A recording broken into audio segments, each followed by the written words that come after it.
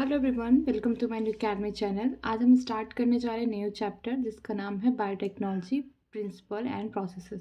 ठीक है, ये चैप्टर छोटा है लेकिन बहुत ही कॉन्सेप्ट इसमें है और बहुत इंपॉर्टेंट चैप्टर है। तो आपको अगर ये मेरा पीडीएफ चाहिए, ये मैं जो भी पढ़ा रही हूँ ये एनसीईआरटी बेस्ड पीडीएफ है। अगर आपको मेरा पीडीएफ अच्छा लगे, आपको मेरा लेक्चर अच्छा लग रहा है, तो अगर आप मेरा पीडीएफ चाहते हैं तो आपको मेरे टेलीग्राम पे मिल जाएगा। ठीक है, और मेरे टेलीग्राम का लिंक चैनल के डिस्क्रिप्शन बॉक्स में है, तो आप वहाँ से जाके ज्वाइन कर सकते हैं।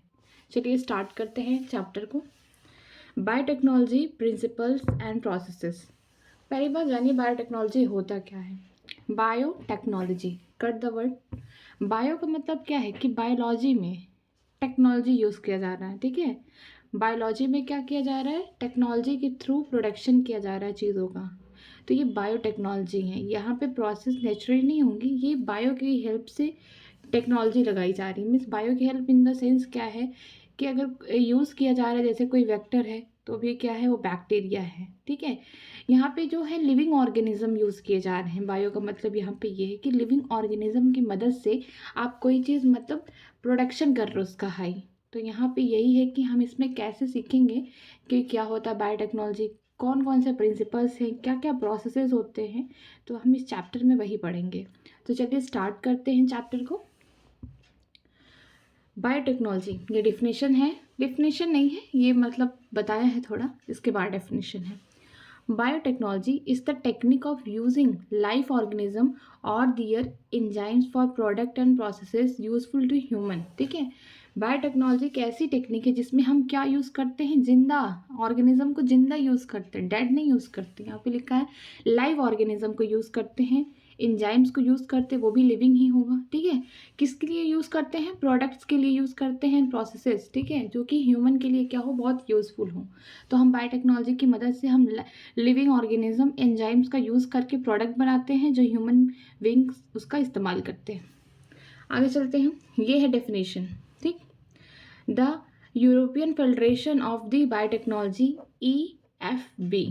ठीक है, डिफाइन, इन्होंने डिफिनेशन दिया है बायोटेक्नोलॉजी का।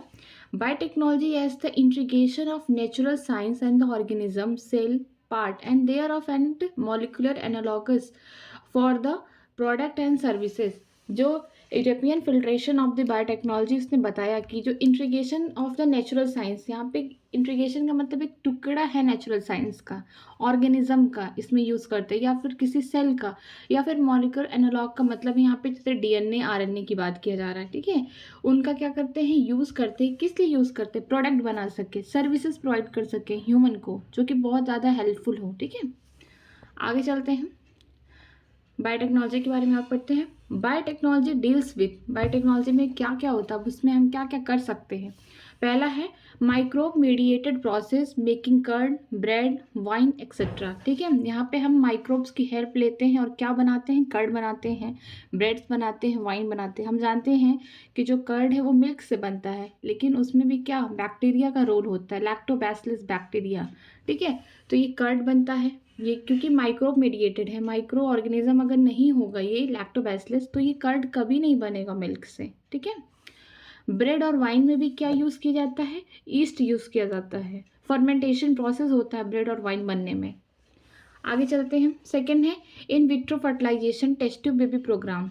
विट्रो फर्टिलाइजेशन का मतलब ये होता है कि ऐसे कपल्स जिनका खुद से अपने से बच्चा नहीं हो रहा, नेचुरल प्रोसेस से उनका बच्चा नहीं हो रहा, लेकिन वो चाहते हैं बच्चा उनका हो खुद का, तो क्या करते हैं, टेस्ट ट्यूब प्रोग्राम में क्या होगा कि जो लैब में क्या किया जाता है, टेस्ट ट्यूब लिया जाता है, इसमें क्या होता है, ओवम रहता है बाहर से और जो स्पर्म भी है बाहर से, ये आर्टिफिशियली क्या करते हैं, फर्टिलाइजेशन कराते हैं, जाइगोट बनाएंगे, फिर एम्ब्रियो बनाएंगे टेस्ट ट्यूब में ही लैब में, और इसके बाद फिर ये जो मतलब ये जो बना है वह एम्ब्रियो है, इसको क्या करते हैं, यूट्रस में इसको इंजेक्ट कर देते हैं, ट्रांसफ़र कर देते हैं। ठीक है, तो इसे बोलते हैं इन विट्रो फर्टिलाइजेशन, कि फर्टिलाइजेशन कहाँ हो रहा है, आउटसाइड दी बॉडी हो रहा है।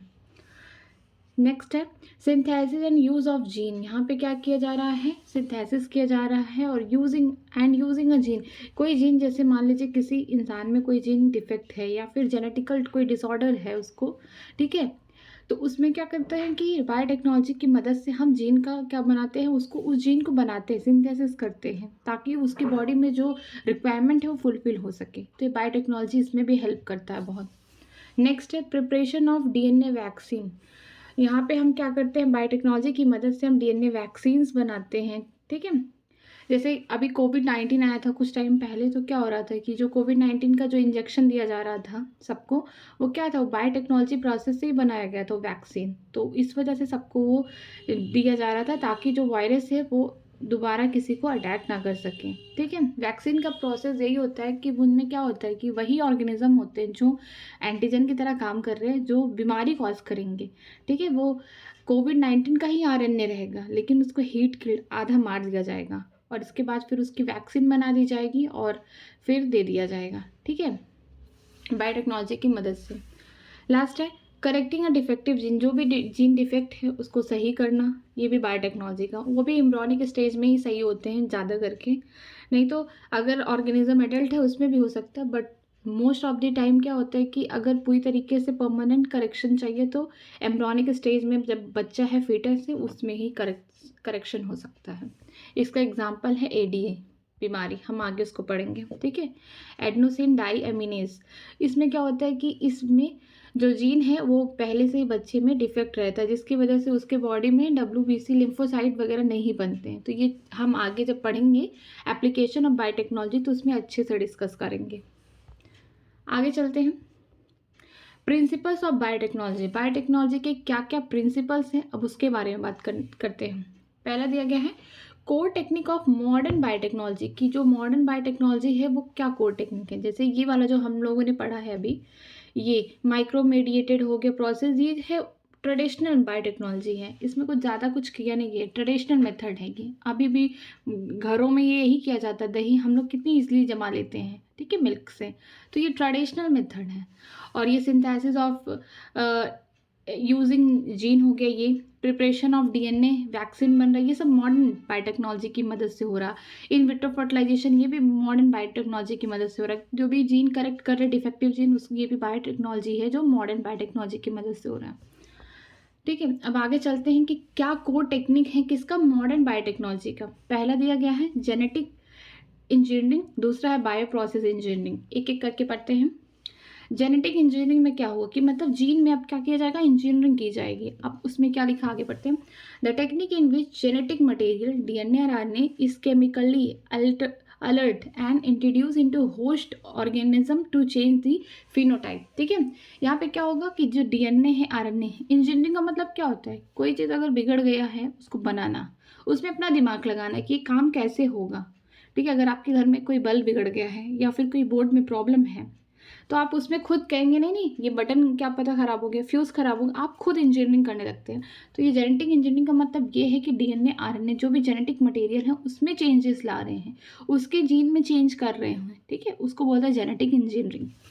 ये टेक्निक ऐसा है जिसमें जेनेटिक मटेरियल जो डीएनए आरएनए है उसको केमिकली अलर्ट कर रहे हैं। अलर्ट का मतलब होता है चेंज करना, ठीक है, केमिकली हम उसको चेंज कर रहे हैं और उसको हम इंट्रोड्यूस किस में कर दे रहे हैं, होस्ट ऑर्गेनिज्म में, जिसकी वजह से क्या चेंज हो रहा है, फिनोटाइप, ठीक है। उसका फिनोटाइप का मतलब बाहर वाला जो अपीयरेंस है वो, जीनोटाइप नहीं, फिनोटाइप चेंज हो रहा है। आगे चलते हैं हम। नेक्स्ट बायो प्रोसेसेस इंजीनियरिंग, जो बायो प्रोसेस है इसमें इंजीनियरिंग क्या होगा, maintenance of sterile abundance in chemical engineering process for growing desired microbe eukaryote cell for the manufacture of antibiotics, vaccine, enzymes, etc. ठीक है।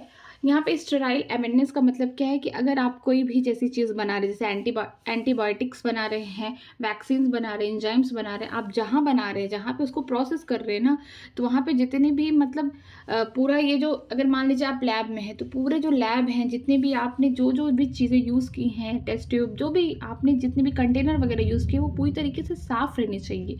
वो क्या होता है, स्टेराइल होने चाहिए पूरी तरीके से एकदम। आप उसको एकदम क्लीन रखिए, क्योंकि माइक्रोब्स तो दिखते नहीं हैं।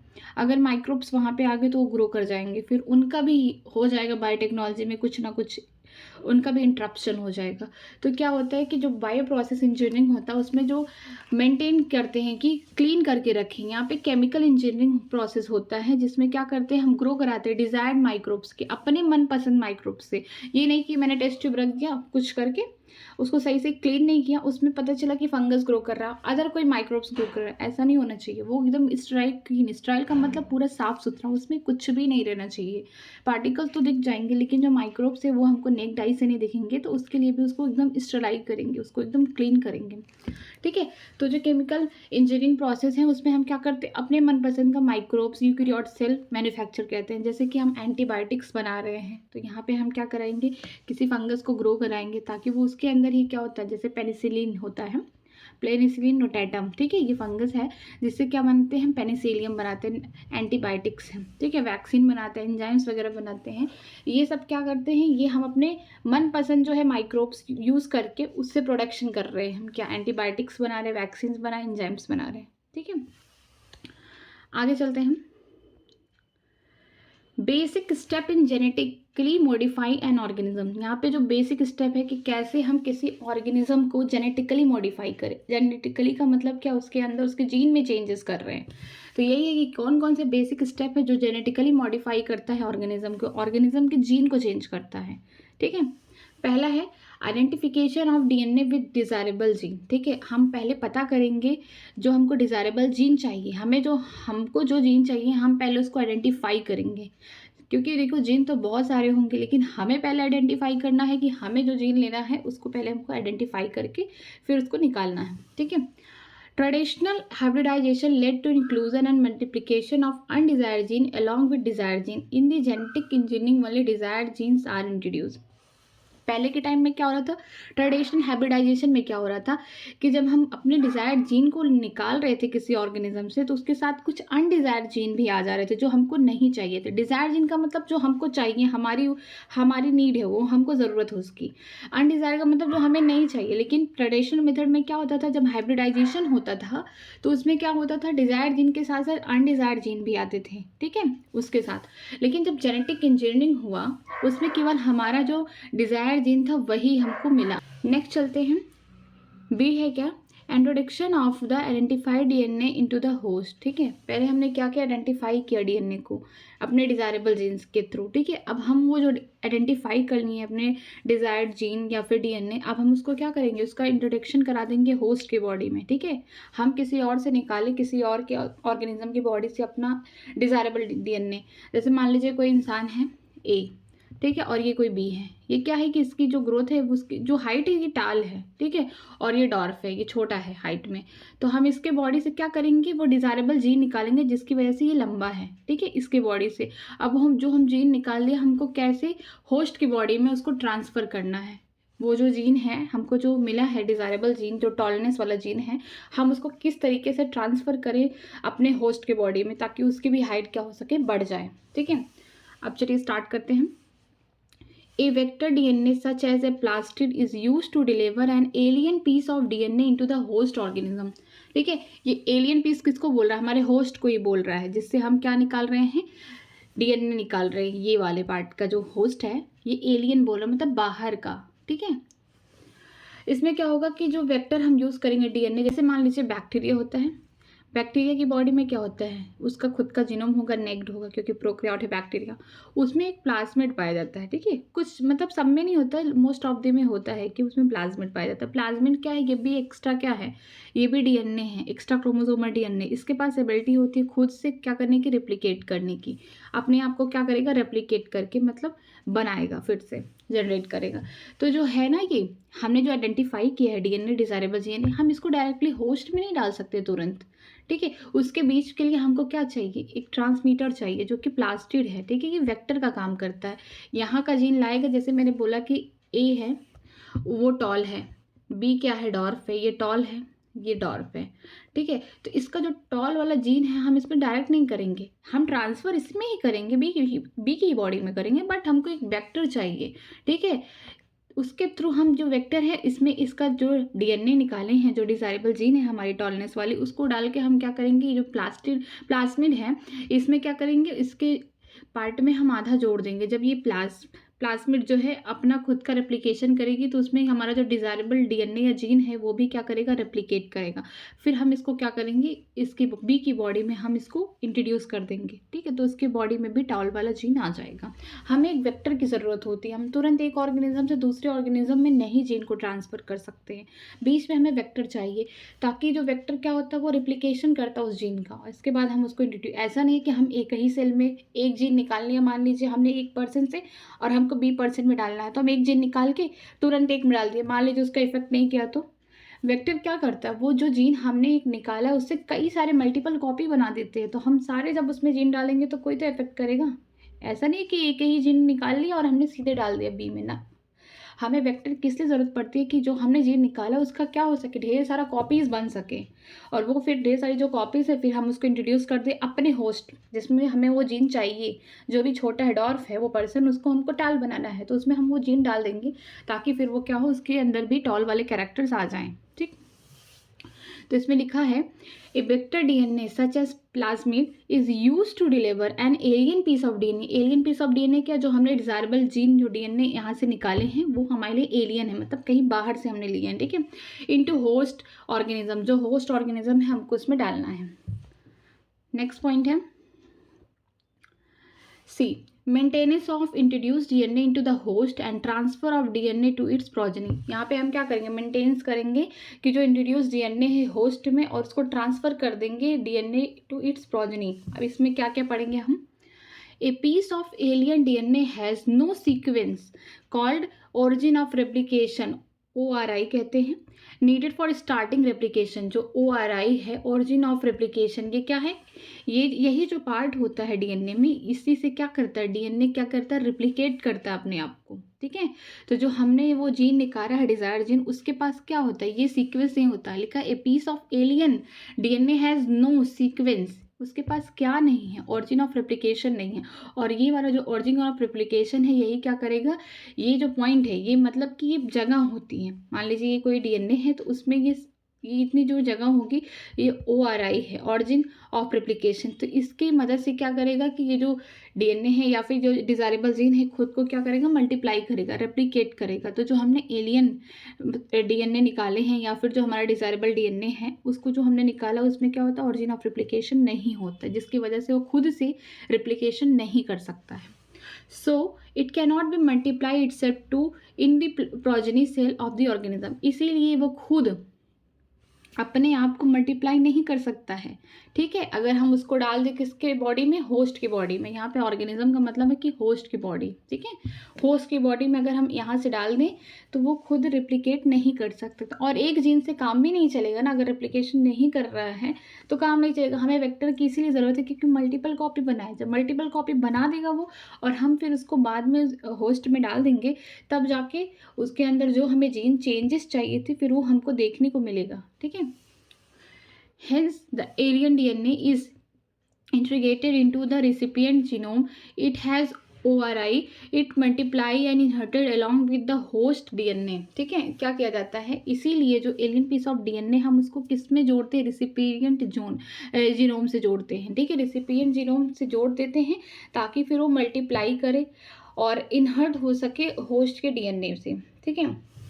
हम क्या करेंगे कि ये देखिए, मान लीजिए हमारा एलियन जीन है या फिर हम एलियन डीएनए बोल सकते हैं, इसको अगर हमको होस्ट में डालना है तो होस्ट का जो डीएनए है उसको कट कर देंगे इतना दूर, फिर ये जो पार्ट है ये कट कर देंगे, तो ये जो कटा हुआ पार्ट है यहाँ पे लाके लगा देंगे, इसका तो फेंक देंगे, मान लीजिए इसका लाके लगा देंगे, जब ये ओरिजिन ऑफ रेप्लिकेशन वाला प्लेस पे ही करेंगे।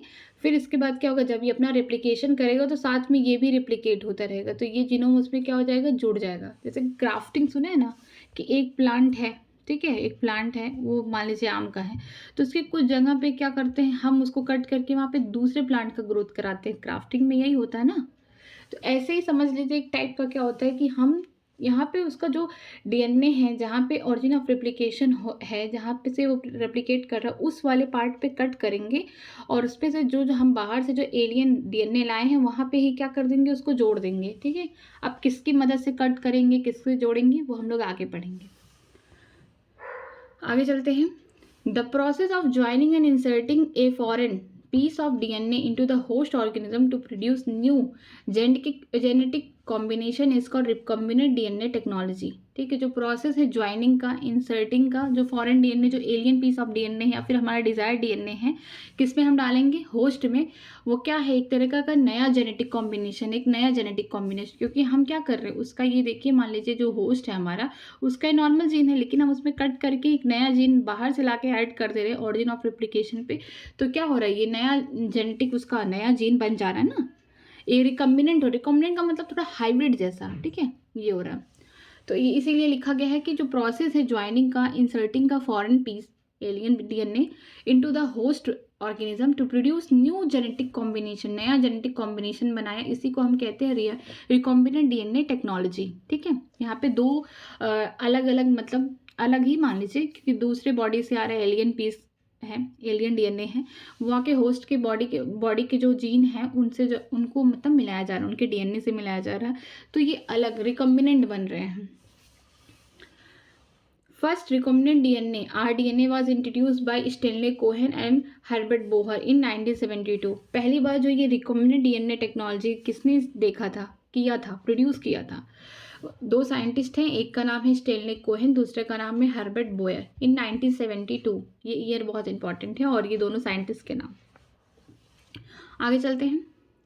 दे आइसोलेट, किसके बारे में बात किया जा रहा है, स्टेनले कोहेन और हर्बर्ट बोयर के बारे में बोला जा रहा है कि they isolate an antibiotic resistant gene means piece of DNA from plasmid of salmonella typhimurium. It has link with the plasmid vector and transfer into E. coli. As a result, the gene was expressed and multiplied in E. coli. क्या किया इन्होंने, जो इन्होंने क्या किया, isolate किया, निकाला antibiotic resistant gene. कहाँ से निकाला, जो सैल्मोना जो टाइफेरियम होता है उसके प्लाज्मिड से उन्होंने निकाला क्या, एंटीबायोटिक रेजिस्टेंट जीन को निकाला। जो ये सैल्मोना टाइफेरियम है, क्या कॉज करती है, कौन सी बीमारी, टाइफाइड कॉज करती है। ठीक है, ये बैक्टीरिया है ये। ठीक है, जो बैक्टीरिया है इसके जो बॉडी में जीन तो होंगे ही ना, तो ये बैक्टीरिया है तो इसमें खुद का अपना डीएनए होगा, और प्लाज्मिड जो है, खुद इसका जो प्लाज्मिड है उसमें उन्होंने क्या देखा कि इसके जो प्लाज्मिड में क्या है, एंटीबायोटिक रेजिस्टेंट जीन है। ठीक है, कि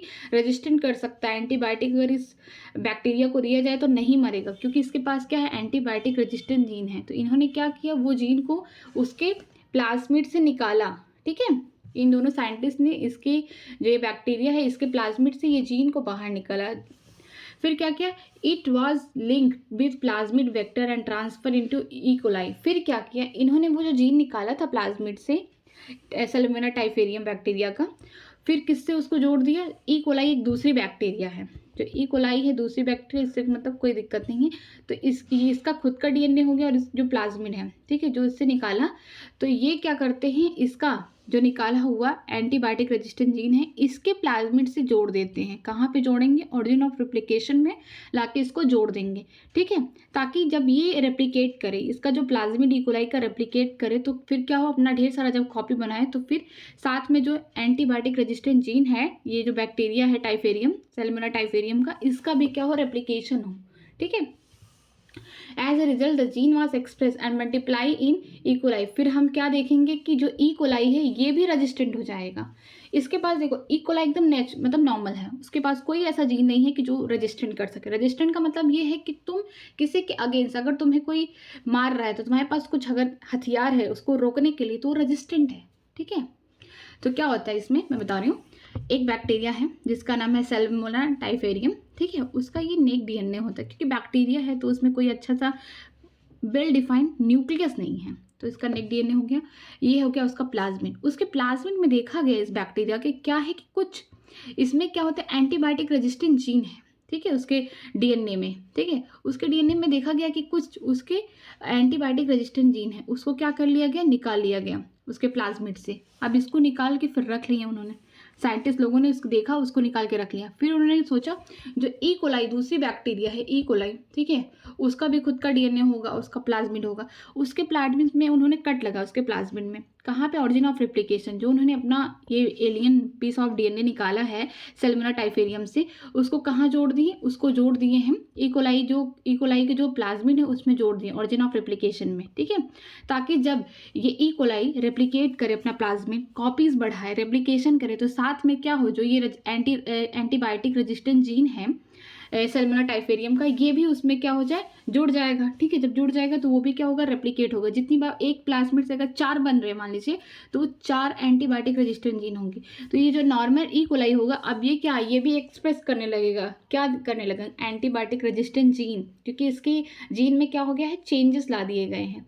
ये रिकम्बिनेंट डीएनए टेक्नोलॉजी की मदद से इसके जीन में क्या कर दिया गया है, चेंजेस ला दिया गया है, ताकि अब ये एक्सप्रेस करेगा। जब ये खुद के प्लाज्मिड को मल्टीप्लाई करेगा तो जो एंटीबायोटिक रेजिस्टेंट जीन है वो भी मल्टीप्लाई करेंगे, जिसकी वजह से जो ई कोलाई का जीन है वो भी चेंज हो गया है। तो इसलिए जब भी उसको हम एंटीबायोटिक देंगे ई कोलाई को, तो ई कोलाई मरेगा नहीं, क्योंकि उसके अंदर क्या आ गया है, रेजिस्टेंट आ गया है। ठीक है, उसका ही फायदा हो रहा है।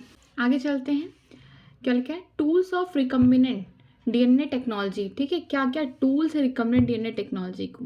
इतना इजी नहीं है कि हम क्या कर रहे हैं कि एक होस्ट है, दूसरे होस्ट में उसका जो डिज़ायरेबल जीन है हम इंट्रोड्यूस कर देंगे, इतना इजी नहीं है।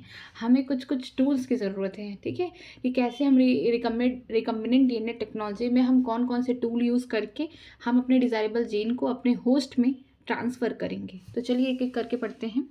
पहला है रिस्ट्रिक्शन एंजाइम। रिस्ट्रिक्शन एंजाइम को हम क्या बोलते हैं, मॉलिक्यूलर सीजर। सीजर का काम क्या होता है, कैची है, कोई चीज़ को कट करना, उसको कपड़ा हुआ, पेपर हुआ, कुछ भी हुआ, उसको कट करना है। ठीक है, तो मॉलिक्यूलर सीजर का मतलब क्या होता है, मॉलिक्यूलर सीजर का मतलब यहाँ पे मॉलिक्यूलर से मतलब हुआ डीएनए या फिर आरएनए। ठीक है, ये जेनेटिक मटेरियल जो भी डीएनए है, ये आरएनए है, इनको क्या करता है, कटजी इनको कट करता है, तो ये मॉलिक्यूलर सीजर है। आगे चलते हैं इसमें, the enzyme that cut DNA specific site into fragment. क्या करते हैं कि जो रिस्ट्रिक्शन एंजाइम है, ये डीएनए को स्पेसिफिक जगह से कट करते हैं। ऐसा नहीं कि यहाँ से कट कर दे, हर जगह से कट करके उसको फ्रैगमेंट में करते, छोटे छोटे टुकड़ों में करते, ऐसा नहीं होता। या तो रिस्ट्रिक्शन एंजाइम जो डीएनए को साइड से कट करेंगे, ठीक है, इसको बोलेंगे एक्सोन्यूक्लियसिस, या तो फिर इसको बीच से, जो रिस्ट्रिक्शन एंजाइम डीएनए को एकदम बीचों बीच से काटेंगे, उसको बोलेंगे हम एंडोन्यूक्लियसिस। इसको आगे पढ़ेंगे हम कि स्पेसिफिक साइट होता है। रिस्ट्रिक्शन एंजाइम भी क्या करते हैं, किसी भी डीएनए के मतलब स्पेसिफिक जगह पे ही कट करते हैं, फ्रैगमेंट करते हैं। ठीक है, ऐसा नहीं कि हर जगह से फ्रैगमेंट करते, तो फिर क्या मतलब है कि हम कोई डीएनए लेके यहाँ से कट कर दें और छोटे छोटे पार्ट्स में हो गए, फिर हमारा कोई काम नहीं होगा ना उससे। तो वो क्या करते हैं, जो रिस्ट्रिक्शन एंजाइम है उसे स्पेसिफिक जगह से कट करते हैं। आगे चलते हैं, they belong to class of enzyme called nucleases. ठीक है, किसके बारे में बात की रही है, रिस्ट्रिक्शन एंजाइम के बारे में बात हो रही है। जो मॉलिक्यूलर सीजर इनके बारे में बात की जा रही है कि ये बिलोंग करते हैं किसके, क्लास ऑफ एंजाइम। ठीक है, एक बहुत बड़ा क्लास है एंजाइम्स का जिसको बोलते हैं न्यूक्लियसेस, यहाँ से बिलोंग करते हैं। ठीक है, आगे है, in 1963 two enzyme responsible for restriction growth of bacteriophage in E. coli were isolated. One enzyme added methyl group to DNA. Other restriction endonuclease cut DNA। ठीक है, यहाँ पे क्या होगा कि 1963 में देखा गया कि 2 एंजाइम रिस्पॉन्सिबल थे, रिस्ट्रिक्शन करा रहे थे ग्रोथ का। ये बैक्टीरियोफेज क्या है, ये वायरस है। ठीक है, ये वायरस है, जो बैक्टीरियोफेज है ये वायरस है। जो ई कोलाई है, मान लीजिए ई कोलाई है, ये ई कोलाई पे क्या कर रहा है, ये बैक्टीरियोफेज है, इस तरीके से दिखेगा, वायरस है। तो इसमें उसका जेनेटिक मटेरियल होगा, डीएनए होगा। ठीक है, इसका genetic material double standard DNA होता है। ठीक है, डबल स्टैंडर्ड डीएनए होता है इसका जेनेटिक मटेरियल। ठीक है, ये ऊपर क्या होगा, ये 2 ही चीज़ से तो बना होते हैं वायरस। एक होते हैं क्या, बाहर जो कोटिंग होती है प्रोटीन की होती है, और अंदर उनका जेनेटिक मटेरियल होता है। तो बैक्टीरियोफेज की बात करें तो इसका जो प्रोटीन हो गया और genetic material double standard DNA हो। तो क्या करेंगे कि जो रिस्ट्रिक्शन एंजाइम से इसके जो ग्रोथ को रोकेंगे कि ई कोलाई पे इसका ग्रोथ ना हो, नहीं तो ई कोलाई क्या हो जाएगी, मर जाएगी ना। ये बैक्टीरिया, ये वायरस है, इसको खत्म कर देगा ये।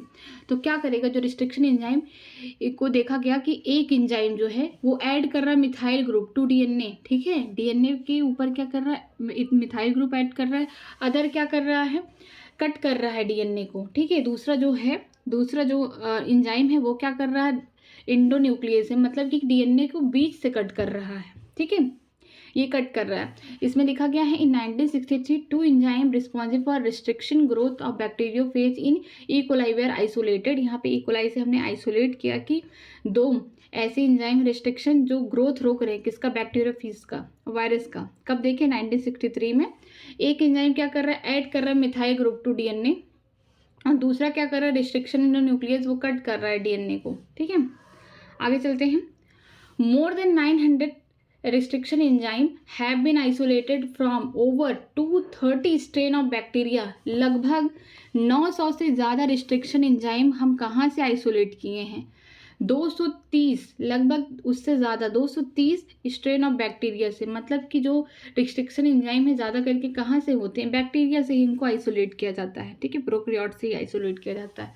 याद रखिएगा, मोर देन 900 रिस्ट्रिक्शन एंजाइम को आइसोलेट किया गया है कहाँ से, कितने से स्ट्रेन से, 230 टू 30 स्ट्रेन ऑफ बैक्टीरिया से। ये डाटा बहुत इंपॉर्टेंट है। 900 रिस्ट्रिक्शन एंजाइम को 230 स्ट्रेन ऑफ बैक्टीरिया से आइसोलेट किया गया, निकाला गया।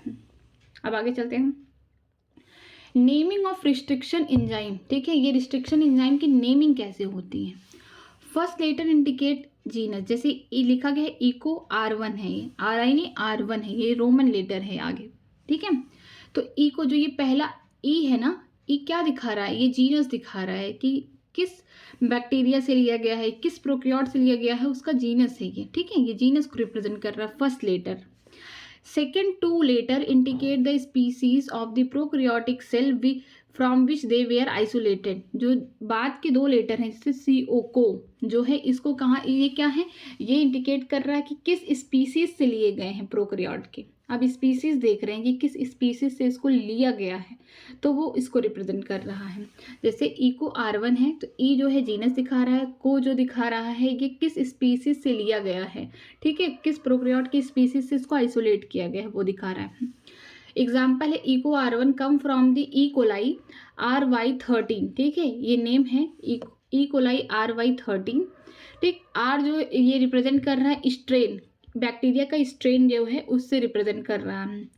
और फिर इसके बाद जो फर्स्ट है ये दिखा रहा है रोमन नंबर को, the order in which the enzyme were isolated from that strain of bacteria, की किस ऑर्डर के, कौन से ऑर्डर से बैक्टीरिया के स्ट्रेन से निकाला गया है, ये रोमन नंबर है और ये उसका ऑर्डर दिखा रहा है कि किस ऑर्डर से जो बैक्टीरिया उसके स्ट्रेन से निकाला, आइसोलेट किया जा रहा है। तो इसके नाम में भी कितना सारा सब कुछ छिपा हुआ, देखिए इको R1, ई रिप्रेजेंट कर रहा है जीनस को, ठीक है, जो 2 लेटर है CO को ये रिप्रेजेंट कर रहा है, इंडिकेट कर रहा है कि किस प्रोकैरियोट की स्पीसीज से इसको निकाला गया है। R रिप्रेजेंट कर रहा है स्ट्रेन, कि बैक्टीरिया का कौन सा स्ट्रेन है ये, और जो फर्स्ट है ये रोमन नंबर है, ये दिखाएगा ऑर्डर दिखाएगा, ठीक है, ऑर्डर दिखाएगा कि कौन से ऑर्डर से ये एंजाइम को आइसोलेट किया गया है बैक्टीरिया के स्ट्रेन से, ये ऑर्डर है ये, ठीक। आगे चलते हैं। टाइप्स ऑफ रिस्ट्रिक्शन एंजाइम, ठीक है, 2 टाइप के होते हैं, एक होता है एक्सोन्यूक्लियस, दूसरा होता है एंडोन्यूक्लियस। रिस्ट्रिक्शन एंजाइम 2 टाइप्स के होते हैं, ठीक है, और ये जो रिस्ट्रिक्शन एंजाइम एक बड़े क्लास से बिलोंग करते हैं जिसका नाम है न्यूक्लियसिस, जो कि हमने आगे पढ़ा था। तो चलिए एक करके देखते हैं। 2 टाइप के होते हैं रिस्ट्रिक्शन एंजाइम, पहला एक्सोन्यूक्लियस, दूसरा है एंडोन्यूक्लियस। एक्सोन्यूक्लियस क्या करते हैं, they remove the nucleotide from the end of DNA, ठीक है, DNA हमारा किससे बना हुआ है, ढेर सारे न्यूक्लियोटाइड से बने होते हैं, ठीक है। न्यूक्लियोटाइड में बता रही हूँ, जैसे कि ये DNA है, ठीक है, DNA क्या ढेर सारे न्यूक्लियोटाइड से बनता है। बेसिक चीज़ें क्या है, DNA कौन कौन सी चीज़ से बनता है, एक शुगर हो गया, नाइट्रोजनस बेस हो गया, ठीक है, ये जब शुगर और नाइट्रोजनस बेस आके जोड़ के कोई नाइट्रोजन जैसे एडेनिन हो गया तो ये क्या बन जाएगा, ये बन जाएगा न्यूक्लियोसाइड। लेकिन अगर इससे 5वें ग्रुप पे फॉस्फेट ग्रुप आके जुड़ गए तो ये न्यूक्लियोटाइड्स बन जाएंगे, ठीक है। ये चैप्टर आप मॉलिक्यूलर बेसिस ऑफ इनहेरिटेंस में अच्छे से इस टॉपिक को अच्छे से पढ़ेंगे उस चैप्टर में। तो इसमें क्या होगा कि ढेर सारे न्यूक्लियोटाइड से बना होता है हमारा DNA। तो क्या करता है एक्सोन्यूक्लियस, ये रिमूव करता है न्यूक्लियोटाइड्स को, कहाँ से, एंड ऑफ DNA, ठीक है। ये मान लीजिए कोई DNA है तो ये ढेर सारे न्यूक्लियोटाइड से बना है, जैसे 1 2 3 4 इस तरीके से बना है, जुड़ा हुआ है, ठीक है। तो यहाँ पे क्या होगा, ये एंड से कट करेंगे, जो एंड है इनके एंड से कट करेंगे। ये ऐसे एंजाइम है जो एक्सोन्यूक्लियस है, एंड से कट करेंगे DNA को। अब नेक्स्ट पढ़ते हैं exonuclease. They cut the specific position within the DNA, example Eco R1, ठीक है, ये कट करते हैं DNA को किसी स्पेसिफिक पोजीशन से, मान लीजिए यहाँ से कट कर दिए या बीच से कट के कोई स्पेसिफिक पोजीशन रहेगी, ये नहीं कि चाहे जहाँ से वो कट कर दिए। एक्सोन्यूक्लियसिस का काम क्या था, वो सिर्फ एंड से कट करते थे, लेकिन एंडोन्यूक्लियसिस का काम होता है कि किसी स्पेसिफिक पोजीशन से वो कट करेंगे DNA के न्यूक्लियोटाइड्स को, ठीक। नेक्स्ट पॉइंट है they bind to specific reorganization sequence of the DNA and cut the two strand at a specific point. ये बाइंड करते हैं स्पेसिफिक रीऑर्गेनाइजेशन, जो भी रीऑर्गेनाइज कर सकते हैं वो जो जगह है उनका वहाँ पे डीएनए पे, और वो कट करते हैं to strand at the specific. जैसे कि डीएनए 2 स्ट्रैंड का बना हुआ है क्योंकि डबल स्ट्रैंडेड है, हेलिकल शेप का डीएनए है, तो पहले स्ट्रैंड के दूसरा स्ट्रैंड है। तो अगर मान लीजिए ये इसका स्पेसिफिक पोजीशन है तो दूसरे वाले में भी वही स्पेसिफिक पोजीशन होगा, तो वहाँ दोनों से कट करेंगे। ठीक है, ये रिस्ट्रिक्शन एंजाइम ये बाइंड करेंगे अपने स्पेसिफिक रिऑर्गेनाइजेशन सीक्वेंस। ठीक है, इसका खुद का कोई रिऑर्गेनाइजेशन जगह होगा वहाँ से वो कट करेगा, दोनों स्ट्रैंड को कट करेगा। ठीक है, DNA and cut the two strand at specific point. DNA हमारा डबल स्टैंडर्ड होता है, हम पहले से जानते हैं कि इस तरीके से डबल स्टैंडर्ड होता है, हेलिकल शेप का होता है हमारा डीएनए। ठीक है, इस तरीके से इसमें बेस पेयर्स ये सब बॉन्डिंग्स हैं। ठीक, तो वो जो भी इसका स्पेसिफिक पॉइंट है, मान लीजिए ये स्पेसिफिक पॉइंट है, तो यहाँ से ये इस वाले स्ट्रैंड को भी कट करेगा और इस वाले भी स्ट्रैंड को कट करेगा डीएनए के। नेक्स्ट है the first restriction endonuclease is hind second it cut the DNA molecule by reorganizing a specific sequence of 6 base pair. This is called the reorganization sequence for hind second. ठीक है, हमने पहली बार जो restriction endonuclease जो पहला बार हमको देखने को मिला वो कौन था? हिंट सेकेंड था। इसका नाम याद रखना कि जो फर्स्ट रिस्ट्रिक्शन इंडोन्यूक्लियस थे, एक्सोन्यूक्लियस नहीं थे, याद रखना इंडोन्यूक्लियस थे। ठीक है, ये इंडोन्यूक्लियस जो फर्स्ट रिस्ट्रिक्शन इंडोन्यूक्लियस थे वो हिंट सेकेंड थे, जो कट कर रहे थे डीएनए मॉलिक्यूल को by reorganizing the specific sequence of 6 base pair. 6 base pair के सीक्वेंस थे उसमें वो कट कर रहे थे। मान लीजिए डीएनए है, उसका जो 6 बेस पेयर है, यहाँ पे 6वां बेस पेयर होगा, वो यहाँ पे कट करेंगे। ठीक है, वो स्पेसिफिक जगह है कि वो जो 6 बेस पेयर होंगे वहीं पे कट करेंगे। तो उस रिऑर्गेनाइजेशन, वो जो 6 बेस पेयर उसके लिए क्या है? एक रिऑर्गेनाइजेशन पॉइंट है। ठीक है, उसका वो मतलब एक क्या होता है, उसका वही जगह, उसका एक ठिकाना है कि वहीं पे उसको काम करना है, तो रिकॉग्नाइजेशन पॉइंट है ताकि वो वहाँ पे रिकॉग्नाइज करे और हिंट सेकेंड वहीं से अपना काम स्टार्ट कर दे। ठीक है, आगे चलते हैं। Restriction in the nucleus recognize a specific palindromic nucleotide sequence in DNA. It is a sequence of base pair that read the same on two strand like 5 to 3 prime direction and 3 prime to 5 prime direction. Example palindromic nucleotide sequence of EcoR1। जैसे कि देखिए EcoR1 में देखिए 6 base pair का दिया गया है, तो इसमें क्या होगा, ये पैरेंड्रोमिक सीक्वेंस का मतलब है कि आप इधर से भी पढ़ेंगे तो सेम है, इधर से भी पढ़ेंगे तो सेम है।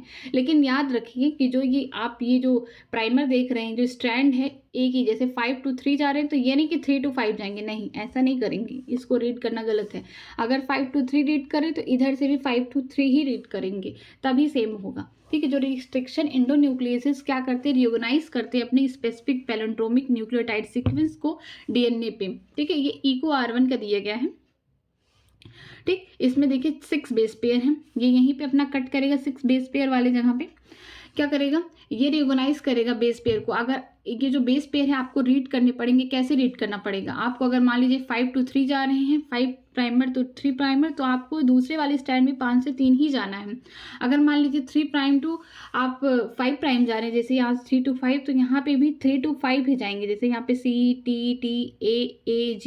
क्या है, ये सब बेस पेयर्स हैं। जैसे कि ग्वानिन हो गया, adenine, adenine, thymine, thymine, cytosine, तो यहाँ से देखिए हम 5 to 3 गए तो यहाँ पे भी 5 to 3 जाएंगे, ग्वानिन, एडनिन, एडनिन, थाइमिन हो गया, थाइमिन हो गया, फिर साइटोसिन हो गया। ठीक है, तो आपको याद रखना है कि जो पैरेंड्रोमिक सीक्वेंस है, पैरेंड्रोमिक सीक्वेंस का मतलब यही होता है कि अगर आप आगे से भी रीड करेंगे सेम है, अगर आप पीछे से भी रीड करेंगे तो सेम है, बस स्टैंड क्या होना चाहिए, सेम होना चाहिए। अगर 5 प्राइम to 3 प्राइम जा रहे हैं और तो दूसरे स्टैंड में भी आपको 5 to 3 ही जाना है, 3 to 5 नहीं जाना है। अगर आप 3 to 5 जा रहे हैं ना, तो आपको दूसरे स्टैंड में भी 3 to 5 ही जाना है। ठीक, ये EcoR1 का ये दिया गया है ये उसका न्यूक्लियोटाइड पैरेंड्रोमिक न्यूक्लियोटाइड सीक्वेंस है GAATTC। ठीक, अब आगे चलते हैं, कैसे कट लगता है, कैसे उसमें हम अपना एलियन डीएनए को लाके जोड़ते हैं, सब कुछ इसमें पढ़ेंगे। The enzyme cut both DNA strand at the same site. अब कौन से एंजाइम की बात किया जा रहा है, ये बात किया जा रहा है रिस्ट्रिक्शन एंजाइम की बात किया जा रहा है। ठीक है, रिस्ट्रिक्शन एंजाइम क्या करता है, कट करता है बोथ स्ट्रैंड। मान लीजिए इस पे अगर कट कर रहा है तो इस पे, उसका कटिंग पॉइंट क्या होता है, उसका कटिंग पॉइंट होता है ये देखिए, यहाँ कट करेगा G, फिर यहाँ पे कट करेगा, ये G वाला पार्ट है, इसमें कट करेगा। ठीक है, G और A के बीच में, मीन्स ग्वानिन और एडनिन के बीच में कट करेगा। ये इसका रिस्ट्रिक्शन मतलब इसका क्या है, रिकॉग्नाइजेशन पॉइंट है रिस्ट्रिक्शन एंजाइम का इसका। ठीक है, यहाँ पे कट करेगा इसका रिस्ट्रिक्शन एंजाइम का। तो ये क्या करेगा, दोनों स्ट्रैंड, ऐसा नहीं कि एक स्ट्रैंड में कट किया दूसरे पे कट ही नहीं किया, तो भाई फिर लिंक कैसे करेंगे, ये तो मान लीजिए रिमूव हो गया, आगे कैसे जोड़ेंगे, इसमें नहीं हो पाएगा ना। तो जो भी कट करेगा रिस्ट्रिक्शन एंजाइम दोनों ही स्ट्रैंड पे सेम जगह से कट करे, जैसे जी और ए के बीच में कट करा तो इधर भी जी और ए के बीच में ही कट करेगा। आगे चलते हैं, ये वेक्टर डीएनए है, ठीक है। यहाँ पे वेक्टर डीएनए वेक्टर की तरह कौन काम करेगा, हमारा इकोलाई वेक्टर की तरह काम करेगा। तो ये इकोलाई का है, ये जो सीक्वेंस है इकोलाई का है। GAATTC ये 5 प्राइम टू 3 प्राइम लिखा गया है, ठीक है। यहाँ पे भी 5 प्राइम टू 3 प्राइम लिखा गया है, नीचे से इधर जाएंगे ऊपर से इधर, ठीक है। ये वाला सीक्वेंस यहाँ पे रिपीट किया गया। तो जो रिस्ट्रिक्शन एंजाइम होगा वो कट कहाँ करेगा, जी और ए के बीच में, ग्वानिन और एडेनिन के बीच में कट किया यहाँ, और ग्वानिन और एडेनिन के बीच में यहाँ कट किया। ये नहीं कि साइटोसिन थायमिन, ऐसा नहीं होगा, यहाँ पे ग्वानिन एडेनिन के बीच में कट होगा, इधर भी ग्वानिन और एडेनिन के बीच में ही कट होगा, ठीक है।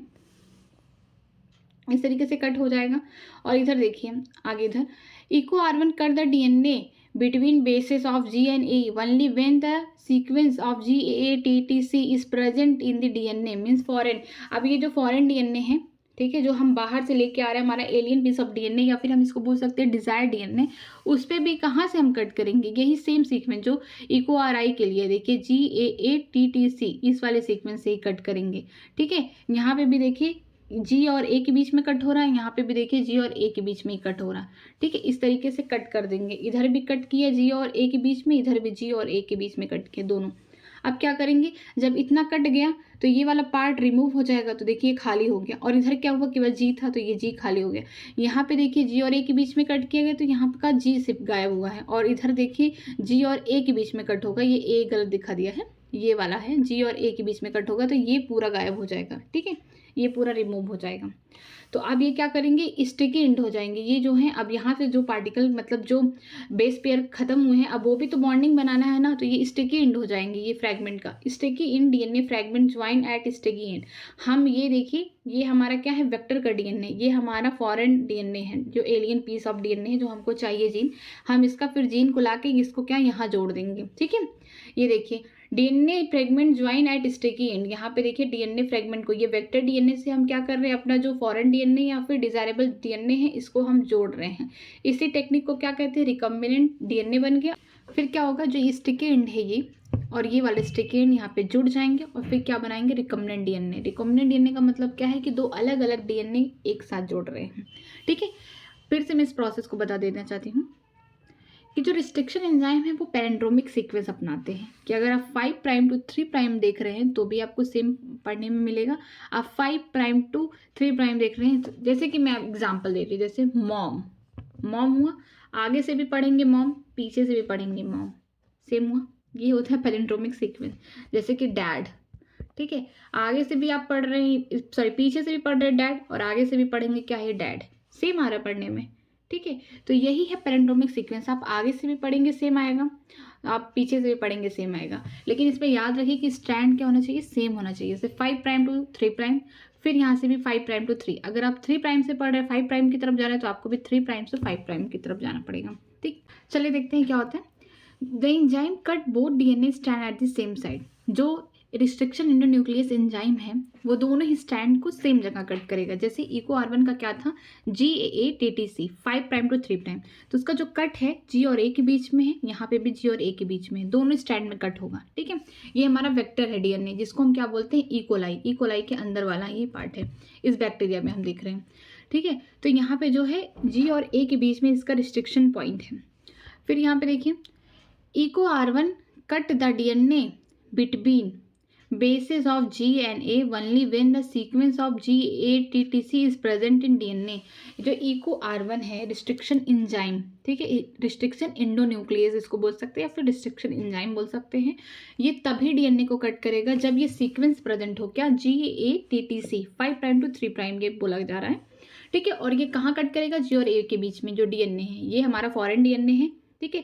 तो यहाँ पे देखिए GATTC, तो यहाँ पे जी और ए के बीच में कट हो रहा है, यहाँ पे भी जी और ए के बीच में कट हो रहा है, ये नहीं होगा, तो जी और ए के बीच में कट हो रहा है। जब यहाँ पे जी और ए के बीच में कट हुआ, सेम ही ये रिस्ट्रिक्शन एंडोन्यूक्लियस इस्तेमाल किए जाएंगे। ये कट हुआ तो ये रिमूव हो जाएगा और ये वाला पार्ट रिमूव होगा। यहाँ पे इधर जो कट किया गया तो ये वाला पार्ट रिमूव होगा, और यहाँ पे जो कट किया गया ये पूरा पार्ट रिमूव होगा। फिर आगे क्या करेंगे, जो स्टिकी एंड है ये वेक्टर का और ये जो है ये फॉरेन डीएनए का, फिर क्या करेंगे, इसको हम जोड़ेंगे किसकी मदद से, लाइगेज एंजाइम है, ठीक है, लाइगेज एंजाइम है, इसकी मदद से हम क्या करेंगे, इसको जोड़ेंगे। ये स्टिकी एंड है, ठीक है, जो ये कट होके रिमूव हो गया, इधर का पार्ट रिमूव हो गया और इधर का भी पार्ट रिमूव हुआ इधर का, तो क्या हो गया, स्टिकी एंड हो गया। यहाँ पे अगर हम कोई चीज़ जोड़ना चाहेंगे तो जुड़ जाएगा। तो यहाँ पे जो स्टिकी एंड है, DNA fragment joint at sticky end, यहाँ पे वेक्टर के डीएनए से हम क्या करेंगे, अपना जो फॉरेन डीएनए उसको जोड़ देंगे, किसकी हेल्प से, लाइगेज एंजाइम की हेल्प से। फिर ये क्या बन जाएगा, रिकम्बिनेंट डीएनए बन जाएगा। रिकम्बिनेंट डीएनए का मतलब होता है कि दो डीएनए का मेल, मतलब दो अलग अलग डीएनए को जोड़ रहे हैं हम यहाँ पे, तो इसे रिकम्बिनेंट डीएनए बोलते हैं। अब स्टेप्स क्या है रिकम्बिनेंट डीएनए के, पहला दिया गया है, restriction enzyme cut the strand at little away from the centre of palindromic site but between the same two bases on the opposite strand, this leave a single stranded overhanging stretch at the end, this is called sticky end, they form hydrogen bond with their complementary cut counterpart, this stickiness facilitate action of the enzyme ligase, ठीक है, हमने पहले ही देख लिया इस structure में। देखिए कि जो रिस्ट्रिक्शन एंजाइम है वो क्या करेगा, बीच में नहीं कट करेगा, थोड़ा अवे, बीच से थोड़ा सा आगे, जैसे इसका बीच क्या होगा, ये वाला बीच होगा, ठीक है ये, लेकिन ये कहाँ कट कर रहा है, थोड़ा सा अवे, थोड़ा सा दूर कट कर रहा है, ठीक है। यहाँ पे लिखा जो रिस्ट्रिक्शन एंजाइम है वो सेंटर, जो पैलिंड्रोमिक सेंटर है उससे थोड़ा सा दूर, हल्का सा उससे कट करेगा और दोनों स्टैंड में सेम जगह कट करेगा। ऐसा नहीं है कि ये वाले स्टैंड में यहाँ कट कर दे और ये वाले में यहाँ, नहीं, ऐसा नहीं होगा। अगर जी और ए के बीच में कट कर रहा है यहाँ पे, तो यहाँ पे भी जी और ए के बीच में ही कट होगा। कट करने के बाद क्या देखेंगे कि ये रिमूव हो जाएगा और इधर वाला पार्ट रिमूव हो जाएगा, तो आपको देखेंगे कि कितना ज़्यादा ये ओवर हैंगिंग स्टिकी वाला क्या मिल रहा है, आपको चेन जैसा देखने को मिल रहा है, ठीक। तो यही लिखा हुआ है कि ये लीव करता है single standard over hanging stretches at the end, ठीक। They are the sticky end, ये स्टिकी एंड हो जाते हैं, ये फॉर्म करते हैं hydrogen bond with their complementary, क्योंकि ये देखिए ये बेस पेयर हैं तो एक दूसरे से हाइड्रोजन बॉन्ड से ही जुड़े होंगे। जब हम इसे कट करेंगे तो ये खुद स्टिकी हो जाएंगे, इनकी बॉन्डिंग टूट जाएगी इनके दूसरे बेस पेयर से, तो ये क्या हो जाएंगे, इनको चाहिए किसी से बॉन्ड बनाना कॉम्प्लीमेंट्री, तो हम उस पर क्या कर सकते हैं, हम लाइगेज जो इंजाइम है डीएनए लाइगेज, इसकी हेल्प से क्या करेंगे, जो हमारा फॉरेन डीएनए जिसको हमने पहले से ही रिस्ट्रिक्शन एंजाइम से कट कर के रखा, उसको क्या करेंगे, उस स्टिकी एंड से हम क्या कर देंगे, जोड़ देंगे, किसकी हेल्प से, डीएनए लाइगेज की हेल्प से, ठीक है। फिर वही जो ये बेस पेयर्स हैं, जो इनके बीच का जो बॉन्ड टूटा हुआ, फिर इससे इनका बॉन्ड बन जाएगा कॉम्प्लीमेंट्री, वो भी हाइड्रोजन बॉन्ड बनेगा।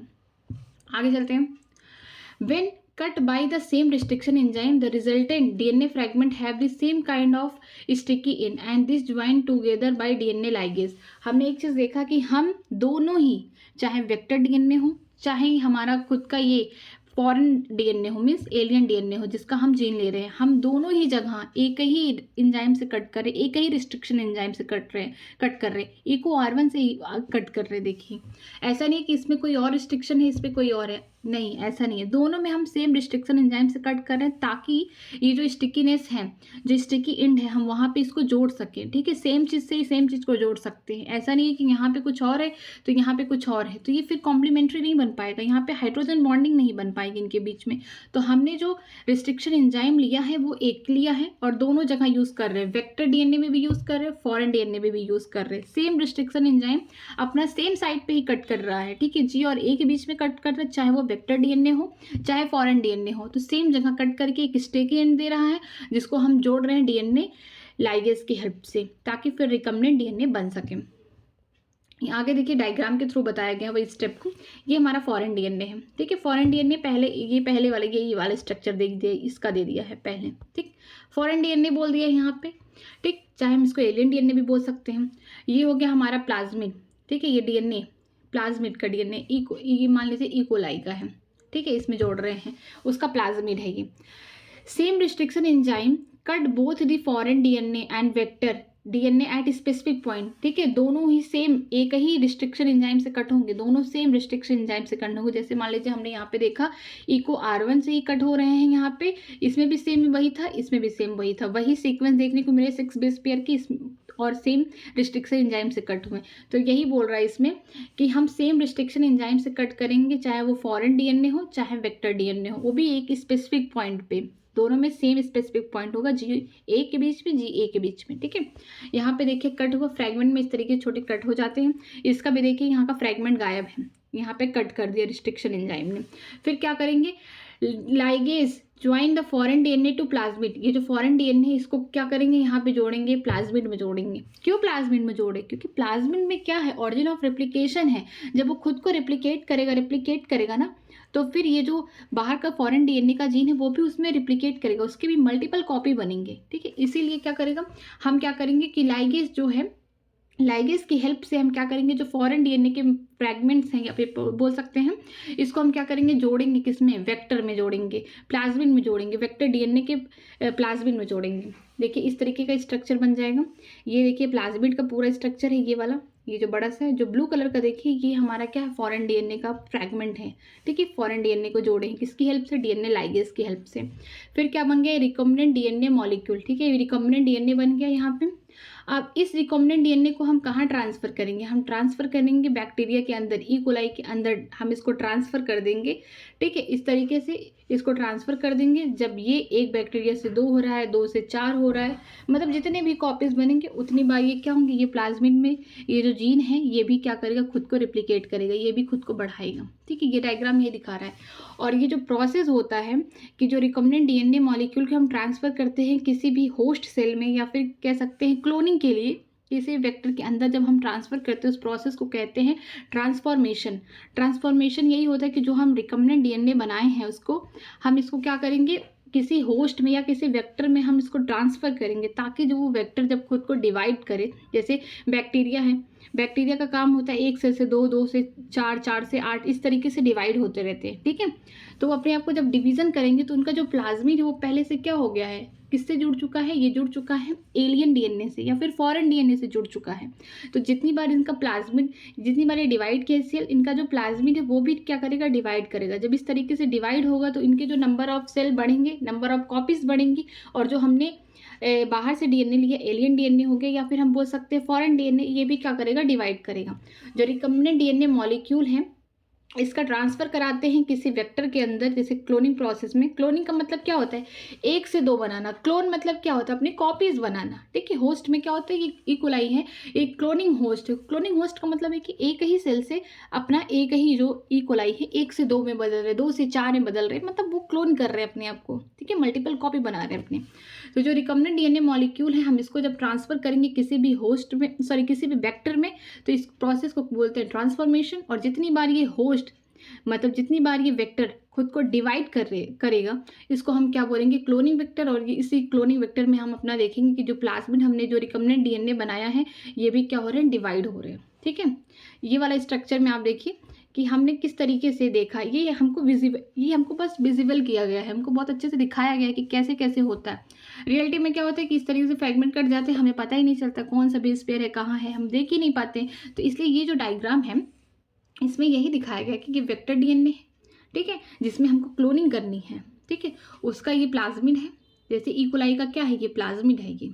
ये जो ई कोलाई में हम ट्रांसफ़र कर रहे हैं ना, तो ई कोलाई का हमने पहले प्लाज्मिड निकाल लिया है। ये ई कोलाई है, उसका खुद का डीएनए है, खुद का जो भी जेनेटिक मटेरियल है, और उसका जो प्लाज्मिड हम उसको बाहर निकाल लिए, लैब में निकाल लिए हैं, ठीक है, इसको निकाल लिए हैं। और इसमें क्या होता है कि जो वेक्टर डीएनए, वो जो प्लाज्मिड की बात की जा रही है, ये वेक्टर डीएनए है। इसमें हम देखते हैं इको R1 जो कि एक इंडोन्यूक्लियस रिस्ट्रिक्शन एंजाइम है, ठीक है, ये रिस्ट्रिक्शन एंजाइम है।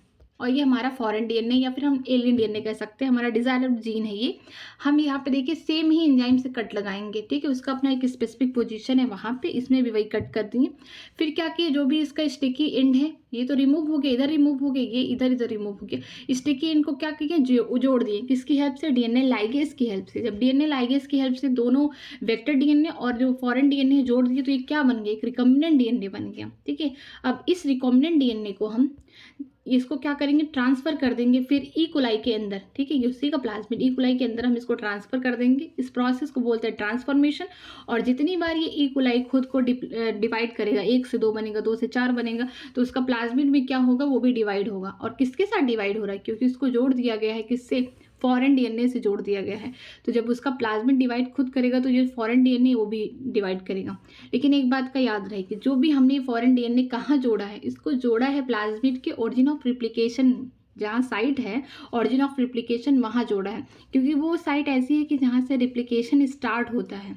ठीक है, तो जहाँ से प्लाज्मिड का रिप्लिकेशन स्टार्ट होगा हम लोग वहीं पे जोड़ेंगे, ताकि जब ये प्लाज्मिड अपने आप को रिप्लिकेट करे तो ये जो बाहर का हमने फॉरेन डीएनए दिया है ये भी रिप्लिकेट करे। देखिए यहाँ पे भी वही सेम चीज़ बताया कि फॉरेन डीएनए है, ये वेक्टर डीएनए मान लीजिए प्लाज्मिड है।